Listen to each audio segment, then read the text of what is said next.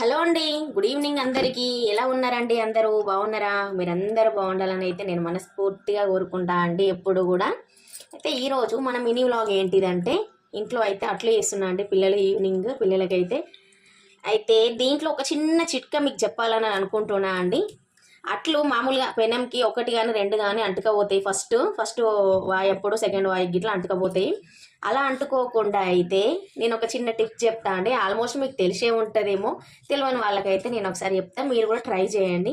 దీంట్లో అయితే ఈ అట్ల పిండిలో అయితే ఒకటి కానీ రెండు కానీ ఎగ్స్ కొట్టి పోసి మంచిగా కలుపుకొని ఏమంటారు పెంచు మీద నాన్ స్టిక్ పెనమైనా పర్వాలేదు దాని మీద వేసి ఎట్లా అంటే యాజ్ ఇట్ ఈజ్ ఆమ్లెట్ ఏ విధంగా అయితే వస్తుందో ఈ అట్టు కూడా అంతే విధంగా వస్తుంది అండి. అంత సాఫ్ట్గా వస్తుంది, స్మూత్గా ఉంటుంది, అసలు టేస్ట్ కూడా బాగుంటుందండి. ఎందుకంటే పెనంకి అంటుకోదు. ఇనుప పెనాల మీద మామూలుగా ఊర్లల్లో ఇనుప పెనాల మీద వేసుకుంటుంటే మేమైతే చిన్నప్పుడు అయితే. ఇప్పుడు కూడా అట్టు పెనం వేరే ఉంటుంది, రొట్టె పెనం వేరే ఉంటుంది, అట్లా అనమాట.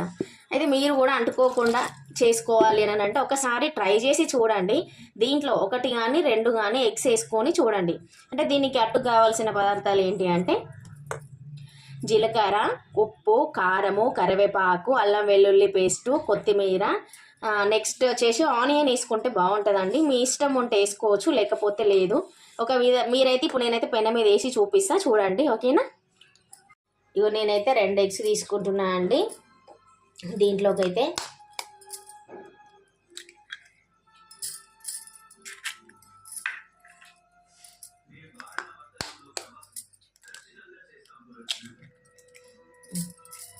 ఇప్పుడైతే దీన్ని మంచిగా మిక్సీ వేసేసుకోవాలి, మొత్తం కలిపేసుకోవాలండి.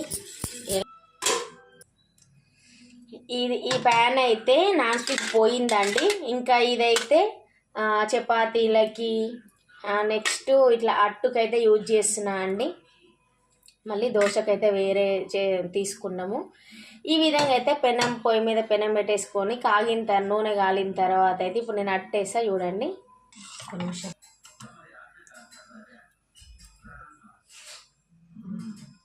ఇంకా ఈ విధంగా అయితే వేసేసుకోండి. అట్టు అయితే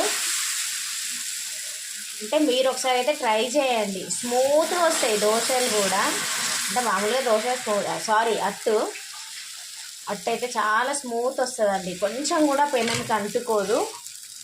అది వేసిన తర్వాత మనమైతే ఇట్లా క్యాప్ పెట్టేసుకోవాలి. ఇదైతే ఒక 2-3 మినిట్స్ తర్వాత అయితే మళ్ళీ చూసుకోవాలండి. పిండి అయితే ఇంకో ఈ విధంగా ఉండాలండి. ఇందాక మర్చిపోయినా నేనైతే. ఇగో ఈ విధంగా అయితే ఉండాలండి, మరీ లూజ్గా కాదు, మరీ ఏమంటారు గట్టిగా కాకుండా ఈ విధంగా అయితే ఉండాలండి. చూసుకోండి. ఇప్పుడైతే చూడండి, ఒక 2-3 మినిట్స్, జస్ట్ 2 మినిట్స్ అయినా సరిపోతుంది. జస్ట్ ఇట్లా అనగానే వచ్చేస్తుందండి. ఎందుకంటే మనం దీంట్లో ఎగ్ వేసినాం కదా, ఇగో ఇట్లా సాఫ్ట్గా వచ్చేస్తుందండి. మనకు కూడా ఈజీ ఉంటుంది. ఇక లేదంటే 1, 2, 3 అట్లా ఖరాబ్ అయిన తర్వాత ఉత్తిపిండి అయితే అట్లా వస్తుంది. ఒకసారి అయితే ఈ విధంగా అయితే ట్రై చేసి అయితే చూడండి. మీరైతే ఈజీగా ఉంటుంది ప్రాసెస్ కూడా, పిల్లలు కూడా ఇష్టంగా తింటారండి.